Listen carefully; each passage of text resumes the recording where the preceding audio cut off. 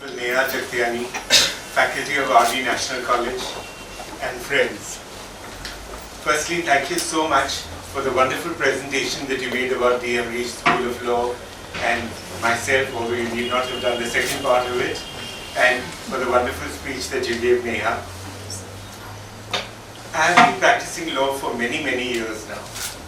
And it's always been very interesting, right from the day that I began. I remember I started working immediately after I finished my LLB exams. I finished my exams on 29th of May.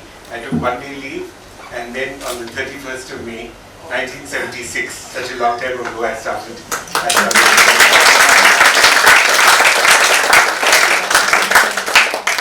And each day has been so interesting, so different.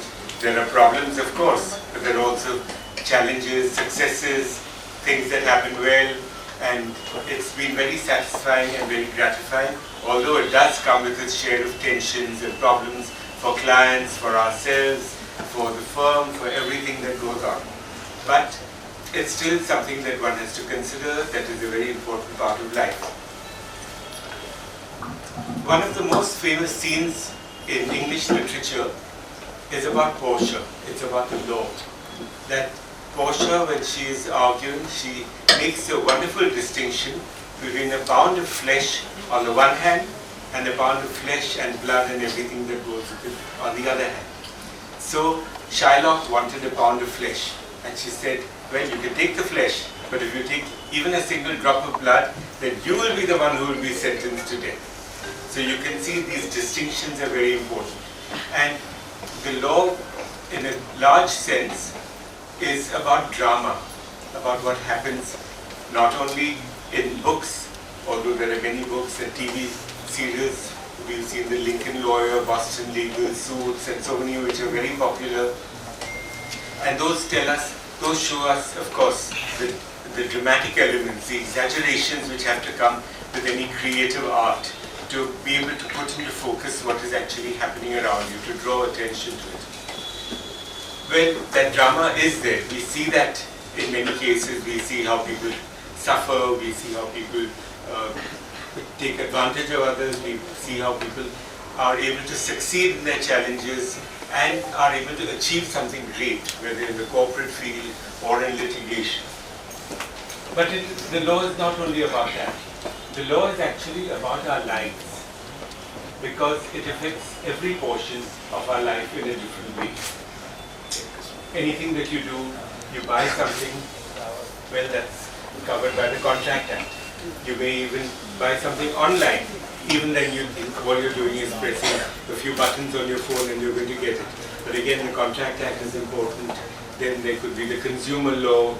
In this way, then there's the GST that you have to pay. So there are so many different issues that arise on a fiscal basis and on every other aspect. And other things also. If you buy a flat or sell a flat or take a flat on rent, well, the laws apply. The Transfer of Property Act, the Stamp Act, the Registration Act. There are so many different issues that come up. Even in the course of education, you may think, what have we got to do with the law? Well, the college is governed by the Maharashtra Universities Act. Then there are other laws also, the UGC Act. Then the AICTE can also apply, the All India Council for Technical Education. There's a NAC process that has to be done. All of these are done under the law. So the law is all around us, and therefore we need to know something about it. Every profession is very important. The medical profession, the engineering profession, chartered accountancy, business, all industrialists who are creating so much, who are creating the products which we use, are playing a very important role in society. But the law also is important. These products that they make are important for the law, and the law is important for these products and for the services that they render. So we have to see what actually suits us. That when you are at this stage of your lives and careers, that you are in your final year of the bachelor's degree, you have now to think, what are you going to do next? And of course, I'm sure many of you have already thought about what you're going to do. you have some ideas in mind, you see your own predilections, you know what your interests are.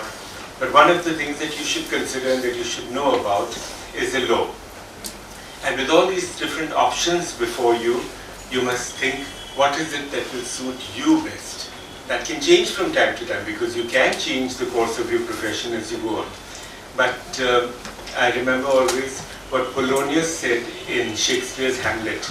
He was talking to his son Laertes, and he was giving him instructions and telling him his thoughts. And he said, to thine own self be true. So you must see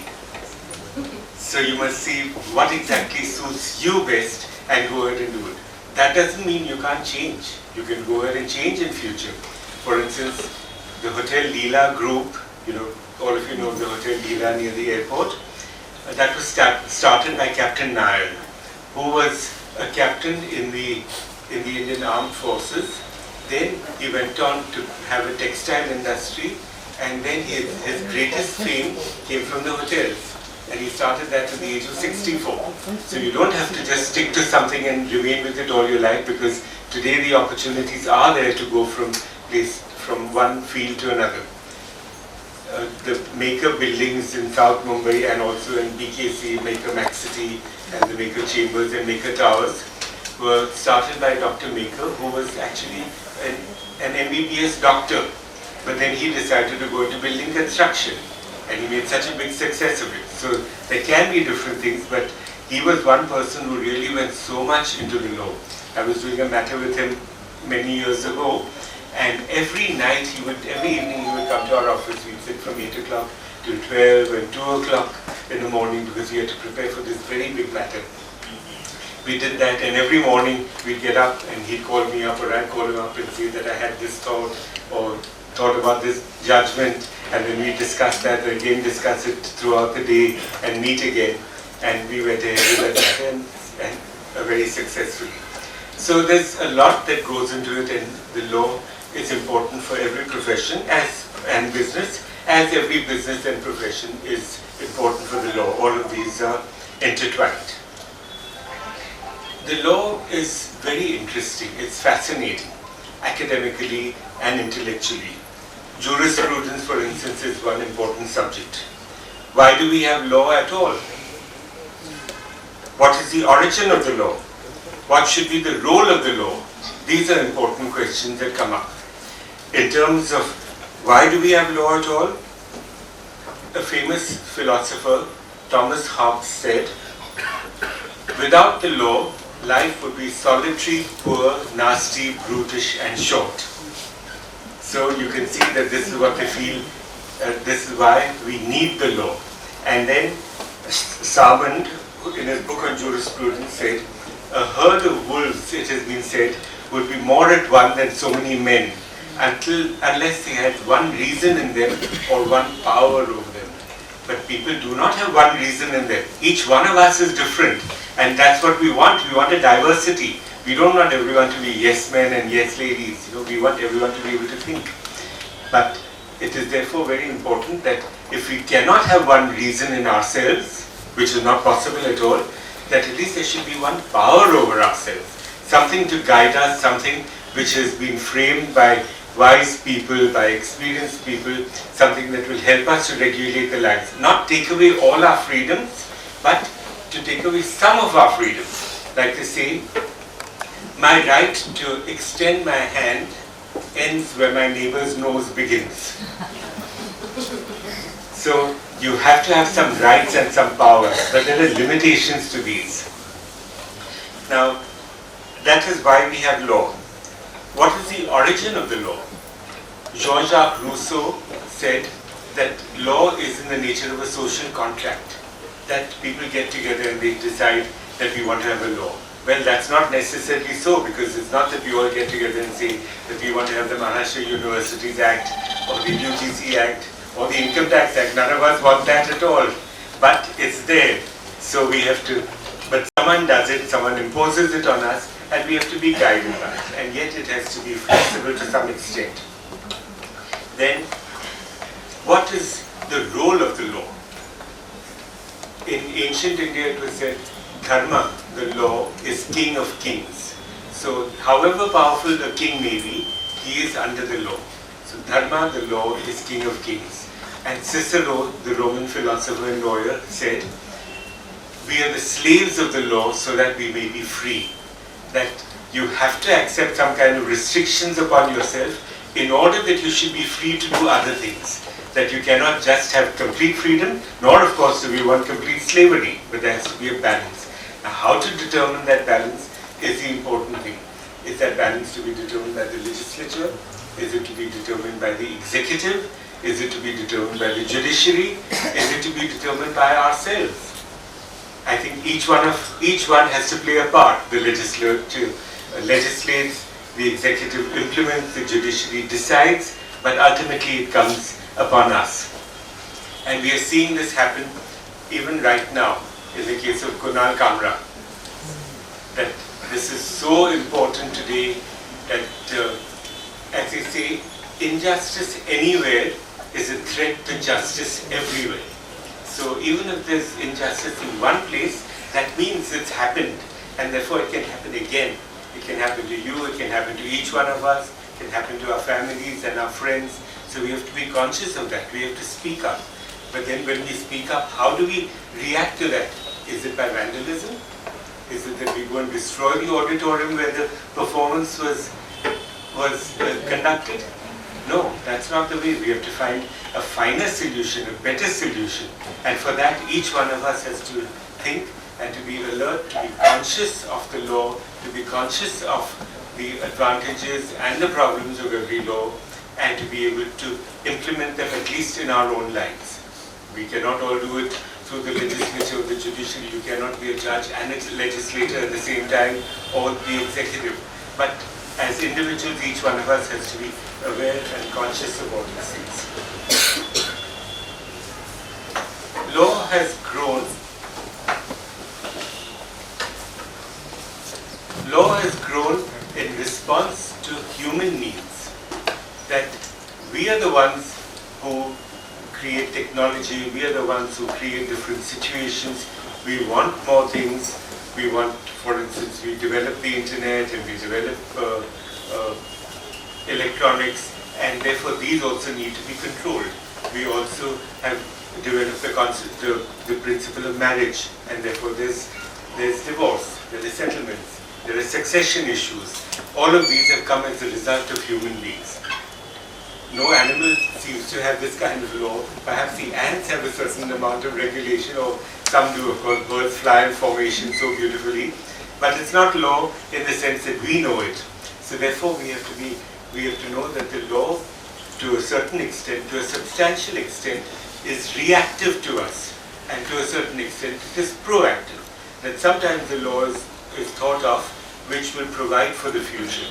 Like the Information Technology Act came out about 20 years ago or so, and that was very important because it began to lay down the principles. Of course it needs to evolve, or that we had the Constitution of India, or the Constitution of the United States. These were proactive to a substantial extent because they foresaw the situations that would arise and how they would affect all of us. And therefore that is important, but law is to a great extent reactive. So we have so many different laws now, many more than several years ago. Laws keep changing. In fact, in this year's finance bill, when the finance minister presented the budget, there were 90 clauses to amend the Income Tax Act. As many as 90. Every year they make 80, 90, 100. They talk about simplification and clarification and rationalization, but we don't often find that. And that was introduced, these 90 clauses were suggested on the 1st of February. Then, about 2 days ago, they put the final bill to the Houses of Parliament. And from February up to now, they made 35 more changes. It's impossible to keep track of all of these things. But this is what we need to do. We need someone to do it for us. Because we cannot know, no one can know all these different changes. And yet we need to go to a specialist, someone who understands these things, understands the impact that they will have on our lives. For instance, did you know that if you're selling a flat, Or you're selling your car, for instance. Let's say you're selling your car and someone comes to you and says, yes, I'd like to buy it. And he pays you 2,50,000 rupees in cash. He says, I've got the money, I've just drawn it from the bank, I've come straight from there, and I would like to give it to you. And you say, fine, because if I get a check, I'll have to wait for it to clear. Now, of course, we've got Google Pay and other things. But if a person were to draw cash from a bank, official money, come and pay it to you and ask you for a receipt, and you give him a receipt and you hand over the card to him and you take the money. Because you accepted more than 2 lakhs of rupees in cash, not only do you have to pay income tax on whatever is your profit on that, but you'll have to pay a penalty of 100% of the amount. So you'll have to pay a penalty of 2,50,000 rupees. So these are provisions in the law. One fashion designer had come to me and they were selling suits like a ghagra choli, and suits, two pieces would be sold. Now let's say the price of these was 3 lakhs of rupees, the price of the suit. Many people would come and they would say, we want to pay in cash. We don't have a credit card, or we've got number 2 money, or whatever we're doing. This fashion designer was going to record everything in his books of account. He would pay tax on everything. His accounts were perfectly maintained. But if he were to receive 3 lakhs of rupees in cash, then he would have to pay a penalty on that. So what he started doing was that he split the price. So he'd say 150 for this, 150 for this. So people would come and he'd issue 2 bills, 1,50,000 for this part of the ensemble and 1,50,000 for the other part. And he thought everything is fine, I've accounted for it, I've charged the GST, I've not avoided any income tax or GST, my accounts are perfect, all the money gets taken and deposited in the bank. And there was an income tax rate. And they said, we do not believe that a person would come and buy a ghagra and then someone else would buy the matching choli. So they said, this is completely wrong, and therefore we believe that you have tried to evade the law by splitting it like this, and therefore we are going to charge you penalties by aggregating these two apparently separate sales. And they actually levied a penalty of several crores of rupees. So you can imagine that even though it was all official, this is what was happening. So one has to have knowledge of the law, or one has to be able to have access to someone who has knowledge of the law. Like if you have a problem, you go to a doctor. You've not studied about the heart and your intestines and kidneys, but you go to the doctor and he'll tell you this is what is wrong, these are the tests you need to do, this is how you need to attend to it or operate on it, etc. So it's very important for everyone to have access to the law. There are also excesses by the legislature and by the executive. When I was in college, that was the time of the emergency, 1975. And the government, of course, declared emergency, and nothing was allowed to be done at that time. But that is when the law really came into the help of citizens. A group of lawyers, a group of people in Bombay applied to the Commissioner of Police and said, we want to have a meeting where we want to criticize the government. So obviously the police commissioner refused, because he was not allowed to allow these things. So, but that was their objective. They wanted a refusal so that they could go to court, because that's the only place where you could talk. If you talked outside the courts, if you talked in a public forum or you wrote in the newspapers, then you would be imprisoned for sure. So that was the only time. So the matter came up for the Bombay Court.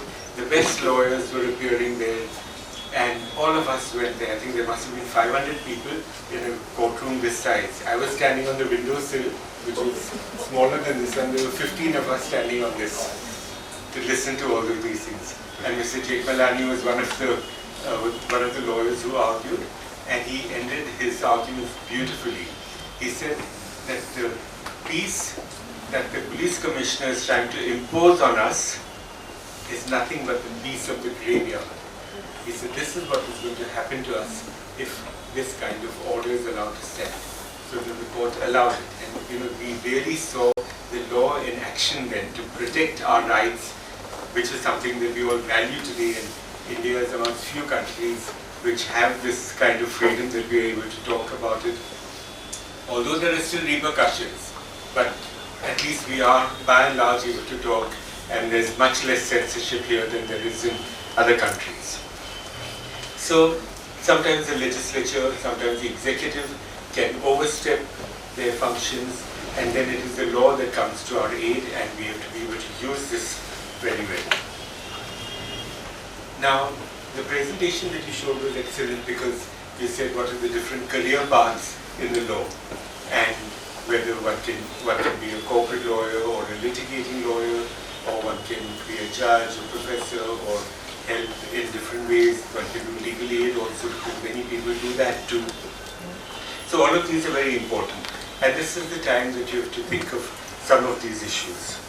But and so you may join a law course. You know that now the universities allow a 3-year course and a 5-year course. A 3-year course is after a graduation, like a bachelor's degree, and a 5-year course is after the 12th standard. There will also be LLM, and then there can be PhD. So all of these are options that one can consider. And if you decide to do the law, then while you're studying, you must also do a lot of moot courts, participate in moot courts. Moot courts are mock cases where you argue against each other before a lawyer or before a judge, who will then be able to decide how you do. So it's a very good experience. And then of course one must write essays, one must keep thinking about the law. Many, many years ago, Lord Denning, a famous judge from England, had come to India. And he spoke at the Convocation Hall of the university. I had gone to listen to him. He spoke very well. And one of the things that he said was that everyone, not only every lawyer, but every person must read every day. You must read something for half an hour or 1 hour, whatever it may be. You read something about your subject, something which you've not read before, or you read fiction, or you read non-fiction, you read autobiographies, you read poetry, you read the newspapers, and study them analytically, but you have to read, because this is something that you learn from your own experience. Your first-hand experience will be limited to what you come into contact with. But when you read, you learn from other people's experiences and other people's thoughts. And that's a way to grow in a much more accelerated way. And of course, it elevates your mind and it improves your language and your ability to communicate. So I think that's something that each one of us must do, whether you're going to be a lawyer or not going to be a lawyer, whatever you're going to do, please keep reading. Also, I think it's very important to write. So whenever you think of a subject, whether you ultimately publish it or not, do write. If you can publish it, that's the feeling of achievement that you get, and you put your thoughts across to other people, you've articulated them, you concentrate on it. Even writing half a page may take 1 day or 2 days. Yesterday, I met Mr. Ashwin Sanghi, the author, and he said that for him to write a book takes about 6 months, but the research before that takes him 1.5 years. So each book takes him almost 2 years to do. So you have to think so much before writing. Every word is important.